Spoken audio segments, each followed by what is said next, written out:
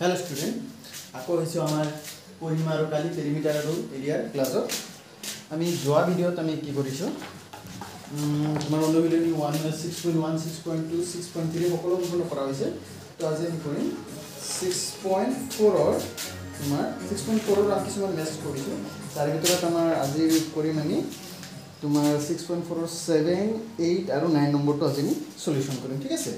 तो আমি বাকি আগৰখিনি সম্পূৰ্ণ আমাৰ ভিডিঅ মানে কৰা আছে তো তোমালোকে ডেসক্ৰিপচনত ইয়াৰ প্লেলিষ্টৰ লিংক পাই যাবা সকলো ভিডিঅ তোমালোকে চাব বিচাৰিলে চাই ল'ব পাৰিবা ঠিক আছে তো আজি আমি আৰম্ভ কৰিছো কোৱেশ্চন নম্বৰ 7 তোমালোক চাবা কোৱেশ্চন নম্বৰ 7 কি আছে দিয়া আছে সৈফালে কোৱেশ্চন নম্বৰ 7 এটা বৰ্গৰ পৰিসীমা আৰু কালি সমান হলে বৰ্গটোৰ বাহু দৈৰ্ঘ্য নিৰ্ণয় কৰা মানে কি কৈছে চাবা find the length of a square whose perimeter and area are equal माने perimeter আৰু area মানে পৰিসীমা আৰু কালি সমান দিয়া আছে তো তেতিয়া আমাৰ কি ওলাব লাগে ইয়াৰ বাহু দৈৰ্ঘ্য ওলাব লাগে ঠিক আছে এটা বৰ্গ দিয়া আছে স্কয়াৰ ইয়াৰ এৰিয়া আৰু পৰিসীমা সমান দেন দিয়া আছে दिया আছে বৰ্গৰ কালি ইকুয়াল টু বৰ্গৰ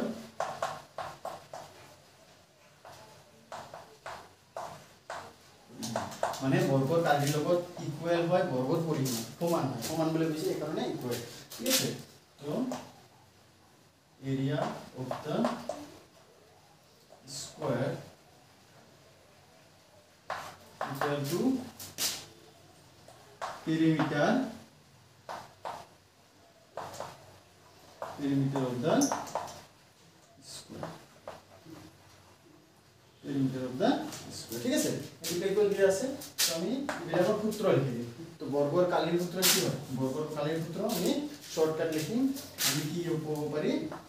l স্কয়ার মানে বাহু স্কয়ার বাহু পূরণ বাহু ঠিক আছে तो बाहु पूरण बाहु माने l स्क्वायर বুলি কব পাৰি ইকুয়াল টু তোমাৰ বৰ্গৰ পৰিসীমা কি হয় 4 পূৰণ বাহু মানে কি l আমি বাহু বিলাকক কি বুলি ধৰিছো এইবিলাক প্ৰতিটো হৈছে l ঠিক আছে তো তোমাৰ কালিৰ সূত্ৰ বাহু পূৰণ বাহু মানে বাহু স্কয়াৰ আৰু পৰিসীমাৰ অৰ্থ 4 পূৰণ বাহু ঠিক আছে এতিয়া আমাৰ l ৰ লগত এটা আমি এনেকৈ লিখিম সমান বাহু পূৰণ বাহু মানে l l বুলি লিখিব ঠিক আছে এনেকৈ লিখিম এনেকে লিখি দিব এটা এল লগত এটা এল ইফালে ক্যান্সেল যাব কি বাচিব l = 4 ইউনিট বুলি কিয় দিলো একক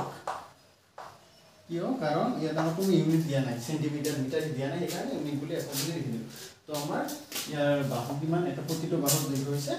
4 ইউনিট 4 ইউনিট ঠিক আছে এইখিনি আছিল আমাৰ 1 নম্বৰ 7 নম্বৰ কোৱেশ্চন এতিয়া আমি 8 নম্বৰ কৰিম চাবা 8 number to saba 8 number question to কি কৈছে আমাৰ ইয়াতে চাবা আয়তাকৃতিৰ বনাঞ্চল এখনৰ যোগ 12 কিলোমিটাৰ আৰু প্ৰস্থ 10 কিলোমিটাৰ বনাঞ্চলখনৰ ধ্বংসৰ বাবে বনাঞ্চল 10 ভাগৰ 3 অংশ কমি গৈছে ঠিক আছে বনাঞ্চলৰ প্ৰাৰম্ভিক বা মূল কালি কিমান আছিল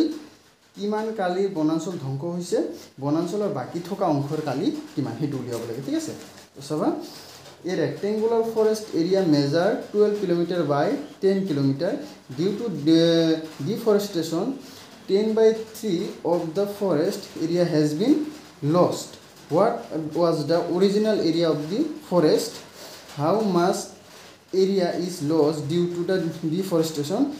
What is the remaining forest area? ঠিক আছে মানে কি কৈছে কোৱেশ্চনটো ভালকৈ এটা মই বুজাই দি আছো তোমালোকক ঠিক আছে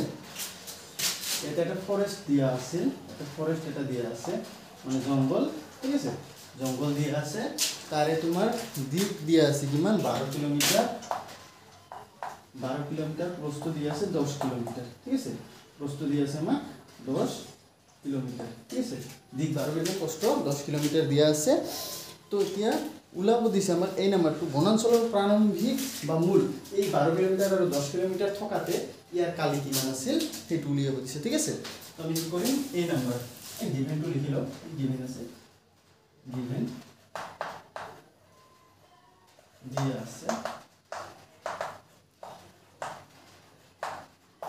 দিয়া আছে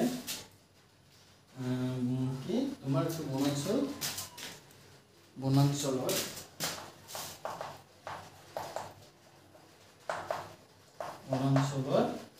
দিক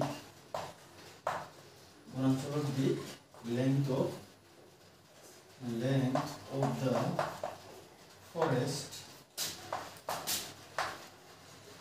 the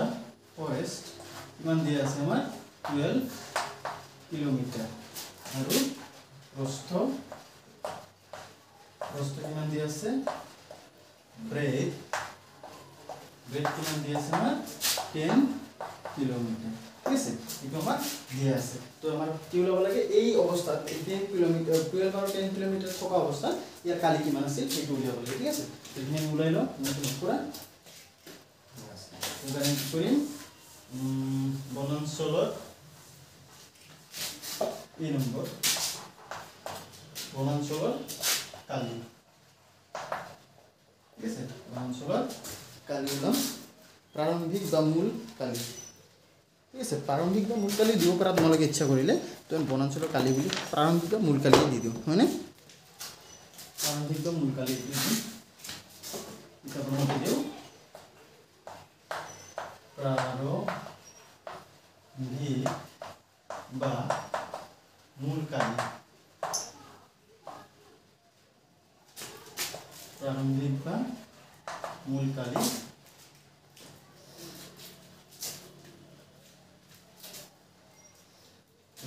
the original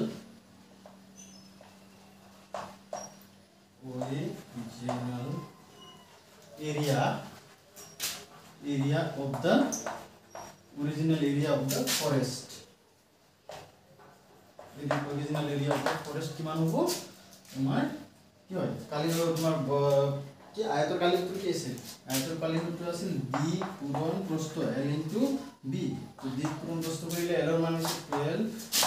* তোমাৰ b ৰ মান হৈছে 10 এখানে যদি আমি ইনটু কৰো কিমান আহিব চোৱাচোন ইনটু পূৰণ কৰা 1 2 গুণ 2 গুণটো ৰাখি দিছো ঠিক আছে আৰু 1 1 গুণ 1 মানে 120 কিলোমিটাৰ স্কয়ার ঠিক আছে তো আমার কিমান কিলোমিটার স্কয়ার আছে এই তোমার ফরেস্ট 120 কিলোমিটার স্কয়ার এবার আমরা বি টু লিখব লাগিব বি টু কি আছে কিমান কালি বনাঞ্চল ধ্বংস হৈছে এতিয়া আমাৰ ধ্বংস হোৱা কালিৰ পৰিমাণ ঠিক আছে এইখিনি হল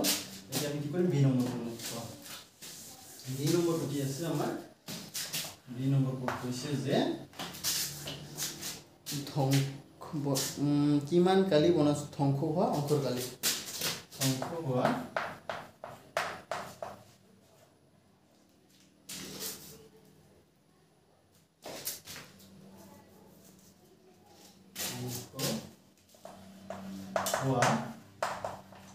অংশৰ কালি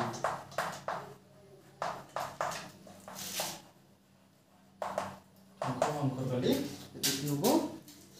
এৰিয়া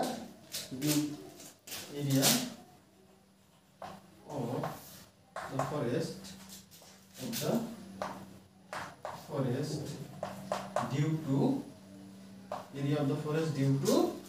deforestation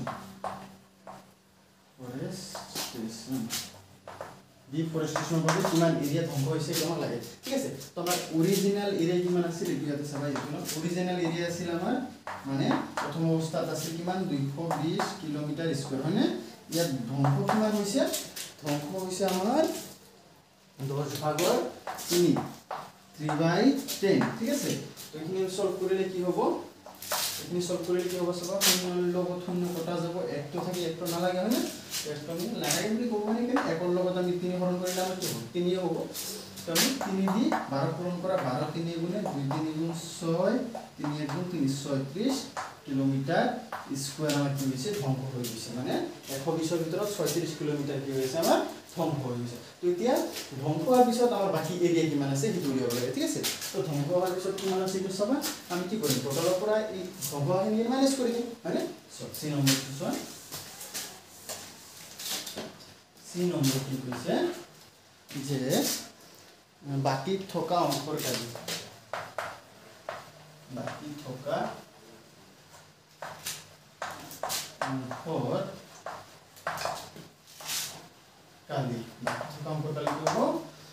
এইটো কি হ'ব remaining area of forest remaining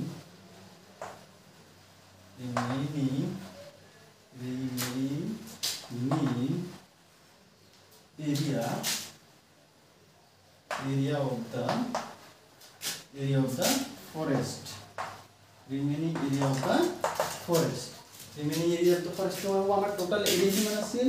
120 kilometre square তারপর আমার নষ্ট কিমান হইছে মানে ধ্বংস কিমান হইছে 36 কিলোমিটার এইটোৰ পৰা এইটো মাইনাস কৰিলে আমাৰ কি হ'ব সমান মানে ইয়াতে 0 তো 10 মানে এক ঢাল লব লাগিব এক ঢাল ললি হ'ব তো 10 পৰা 4 6 গলে 4 ইয়াতে কিমান 11 11 পৰা 3 গলে আমাৰ কিমান হৈছে 11 পৰা 3 গলে হৈ আছে 8 তো আমাৰ কি হ'ব কিলোমিটাৰ স্কয়াৰ আমাৰ বাছি থকা পাৰ্টখিনি কিমান আছে 84 কিলোমিটাৰ স্কয়াৰ এটো আছিল আমাৰ কোশ্চেন নম্বৰ 8 ৰ সম্পূৰ্ণ অধ্যায় ঠিক আছে এতিয়া আমি কি কৰিম কোশ্চেন নম্বৰ 9 টো সলভ কৰিম সো দিনৰ পৰা আচ্ছা এবাৰ আমি কোশ্চেন নম্বৰ 9 টো কৰিম চলা কোশ্চেন 9 কি কৈছে চাবা কোশ্চেন 9 কৈছে নগৰীয়া তাপ কমোৱাৰ বাবে এখন চহৰৰ উদ্যান সম্প্ৰসাৰণ কৰা হৈছে বৰ্তমান 13,200 বৰ্গ কিলোমিটাৰ বিস্তৃত উদ্যানখনৰ চাৰিসীমাৰ চাৰিওফালে 3 মিটাৰ বহল পথ সংযোজন কৰি সম্প্ৰসাৰণ কৰা হ'ব যদি উদ্যানখনৰ 120 মিটাৰ বাই পূৰণ 110 মিটাৰ জোখৰ আয়তাকৃতি হয় তেন্তে বৰ্তমান উদ্যানখনৰ পৰিসীমা কিমান ঠিক আছে আৰু পথটো সংযোজন কৰাৰ পাছত উদ্যানখনৰ নতুন পৰিসীমা কিমান হ'ব পথটোৰ সৈতে উদ্যানখনৰ নতুন কালি নিৰ্ণয় কৰা তোমালোকে ভালকে বুজাই দিছো বৰ্ডত তোমালোকে চাই লবা কোশ্চেনটো বুজাবৰ কাৰণে A city park is being expanded due to reduce urban heat the park currently covers 13,200 square meters and will be expanded by editing a 3-meter wide path around the entire boundary of the park. If the shape of the park is a rectangular measuring 120 meter by 110 meter, what is the current perimeter of the park? After editing the path, what will be the new perimeter of the park? Calculate the new area including the park. তুমি ভালকে তোমালোকক বুজাই দি আছো চাবা মানে এটা forest আছিল এনেকুৱা এটা ফৰেস্ট আছিল সৰি ফৰেস্ট মানে কি কৈছে আমি সিটি আছে সিটিৰ তলত কি কৈছে এটা উদ্যান হয় না নগৰীয়া তাপ কমোৱাৰ বাবে এখন চহৰৰ উদ্যান এটা কি কৈছে প্ৰথমতে কিমান আছিল আমাৰ প্ৰথমতে আছিল আমাৰ 100 এটো আছিল 120 মিটাৰ এফালে আছিল 110 মিটাৰ কি কৰা হৈছে তাৰ পিছত এইটো মানে সম্প্ৰসাৰণ কৰা মানে গৰম কমোৱাৰ বাবে 3 মিটাৰকে চাৰিওফালে 3 মিটাৰকে কি কৰা হৈছে এনেকুৱা চাৰিওফালে 3 মিটাৰ এইফালে 3 মিটাৰ এইফালে কি কৰা হৈছে 3 মিটাৰ মানে 3 মিটাৰকে এটা পাত মানে এটা অংশ ইয়াতে ভৰাই দিয়া হৈছে প্ৰত্যেকফালে 3 মিটাৰকে ভৰাই দিয়া হৈছে ঠিক আছে তেতিয়া ইয়াতে কৈছে যে প্ৰথম অৱস্থা তোমাৰ মানে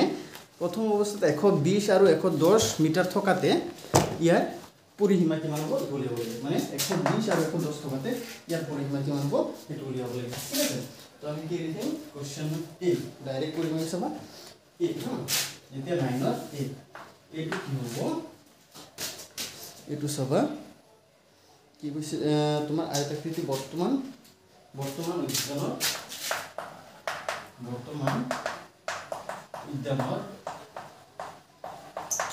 উদ্যানৰ পৰিসীমা বৰ্তমান উদ্যানৰ পৰিসীমা কি হ'ব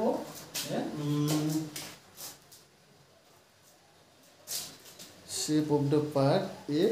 measuring current perimeter of the park current perimeter of the park current perimeter of the park কি হ'ব তোমাৰ কাৰেন্ট আমাৰ দিক দিয়া আছিল কিমান 120 মানে তোমাৰ এটো বড়ৰ আগত আৰু এটো প্ৰশ্ন দিছিল 110 তোমাৰ যেতে পৰিসীমাৰ সূত্ৰ কি আছিল পেৰিমিটাৰৰ সূত্ৰ কি আছিল 2 * l + b মানে 2 পূরণ দিক যোগ কি হয় প্রস্থ প্লাস হ্যাঁ 2 পূরণ দিক যোগ প্রস্থ তো 2 পূরণ দিগর মান কিমান আছে দিগর মান আছে 120 যোগ প্রস্থর মান আছে 110 ঠিক আছে তো এখানে নিয়ে যেতে বলুন সবা 2 ইনটু এই দুটো যোগ করে কিমান হবে 100 230 তো 230 ঠিক আছে 230 ক আমি রেডি করব বলে 2 গুণ 0 2 3 গুণ 6 2 2 গুণ 4 460 মিটার তো ইয়াৰ বৰোৱাৰ আগতে আমাৰ পৰিসীমা কিমান আছিল 460 মিটাৰ এতিয়া আমাক কি কৈছে পত্ৰ সংযোজন কৰাৰ পাছত উদ্যানখন নতুন পৰিসীমা এতিয়া কি কৈছে মানে আফটাৰ এডিটিং পাৰ্ট ইয়াৰ পেৰিমিটাৰ মানে এই 3 মিটাৰকে বৰোৱাৰ পিছত ইয়াৰ পৰিসীমা কিমান সেইটো উলিয়াব লাগে ঠিক আছে তো তুমি চোৱা হ'ল তুমি চাবা কি হ'ব এটা বি নম্বৰটো আমি লিখি দিম যে আফটাৰ এডিটিং পাৰ্ট ইয়াৰ মানে দিক আৰু প্ৰস্থৰ কিমান হ'ব লিখিম তো আফটাৰ মানে 3 মিটাৰ কি বৰোৱাৰ পাছত পত্ৰ সংযোজন কৰাৰ পাছত পত্ৰ সংযোজন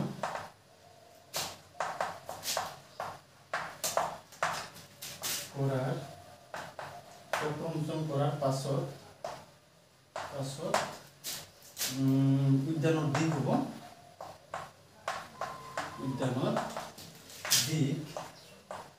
হ'ব কিমান আফটাৰ editing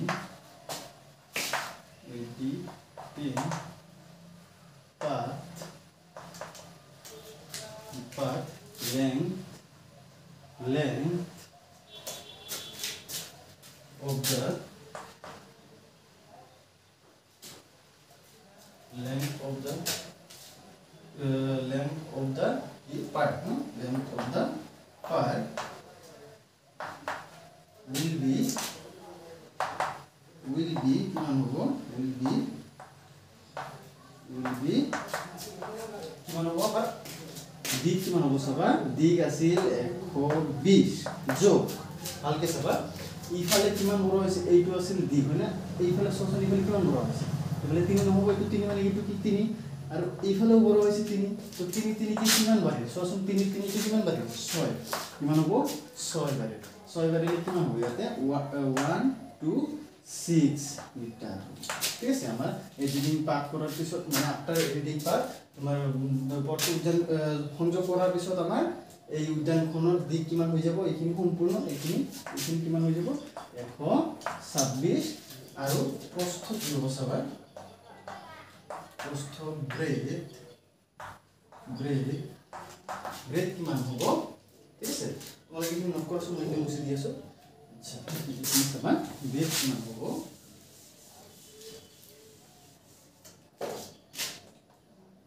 ব্ৰেডটো তোমাৰ কি হ'ব সেম হ'ব ব্ৰেডটো আমাৰ কি আছিল 110 যোগ ইয়াৰ লগত সেম ইফালে চোৱা এইফালে 3 ইফালে কি হ'ব 3 মানে এইখিনি কিমান হ'ল তোমাৰ 6 ইফালে 3 হ'ব ইফালে 3 হয় না আকৌ 3 বাঢ়িব ইয়াতো 6 বাঢ়িব মানে 116 মিটাৰ মানে এইখিনি কিমান হ'ব 116 মিটাৰ ঠিক আছে তো এইটো হ'ল আমাৰ আফটাৰ এডিটিং পাৰ্টৰ ইয়াৰ প্ৰস্থ এতিয়া আমি কি কৰিম ইয়াৰ পৰিসীমা কৰিম ঠিক আছে চাবা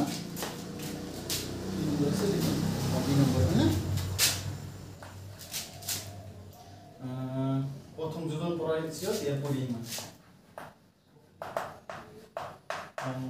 যোজন পড়াৰ পিছত উদ্যানৰ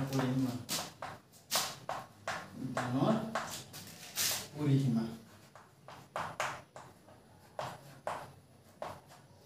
কি হ'ব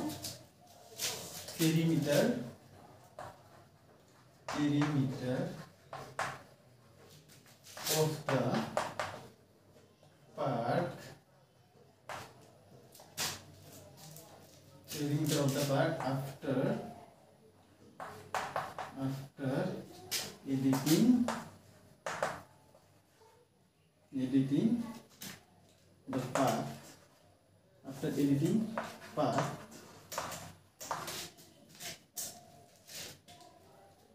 perimeter of the part after editing part কিমান হ'ব আমাৰ কি part editing কৰাৰ পিছত আমি কি আছে দেখি সূত্ৰটো আছে হ'ব 2 into l plus b হ'ব দুই গুণিতক যোগ প্ৰস্থ মানে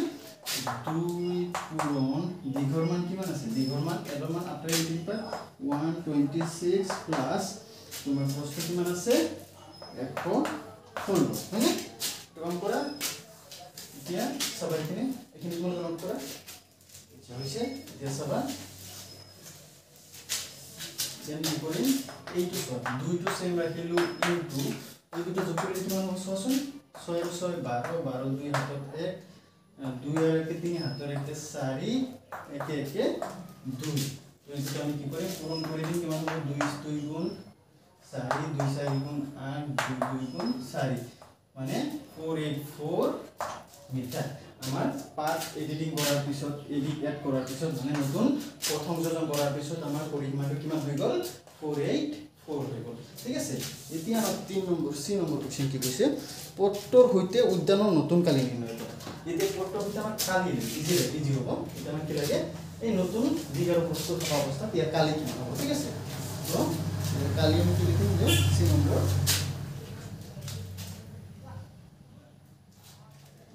এৰিয়া নতুন উদ্যানত কালি নতুন উদ্যানত কালি এৰিয়া অফ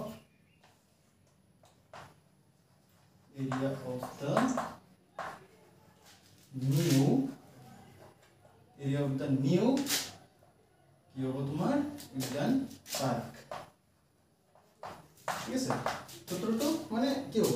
আয়তর সূত্র কালি সূত্র l * b দিক পূরণ প্রস্থ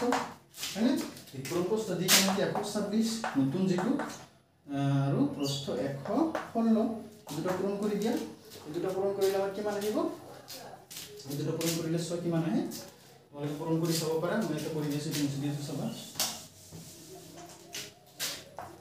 226 আৰু 116 6 6 গুণ 36 36 7 30 2 6 গুণ 12 13 14 15 15 5 7 1 6 গুণ 6 হাতৰ 1 7 তাৰ পিছত তোমাৰ এটো কি হ'ব 1 6 গুণ 6 1 2 গুণ 2 1 গুণ 1 মানে তাৰ পিছত 1 6 গুণ 6 1 2 গুণ 2 1 গুণ 1 মানে কিমান আহি আছে 6 5 6 11 11 1 হাতত 1 6 7 8 8 আৰু হাতে হাতে 15 কে 16 6 মানে 6 6 12 13 14 15 হাতৰ কি 16 ঠিক আছে আৰু 3 2 1 3 হাতৰ কি 4 14 তোমাৰ কি আছে 14616 মিটাৰ স্কয়াৰ এইখিনি কি পূৰণ কৰিছো চাবা তোমালোকে আৰু বাকিখিনি পূৰণ কৰাত আমাৰ কিমান আহিছে মই পূৰণটো কৰি ল'বা 14600 হলো এইখিনি আছিল আমাৰ 6 পইণ্ট তোমাৰ এটো কি কৰিলো 6.4 ৰ 7 8 আৰু 9 টো সম্পূৰ্ণ কৰিলো তো আশা কৰো তোমালোকে বুজি পাইছা কিবা অসুবিধা হলে কমেন্টত জনাবা ঠিক আছে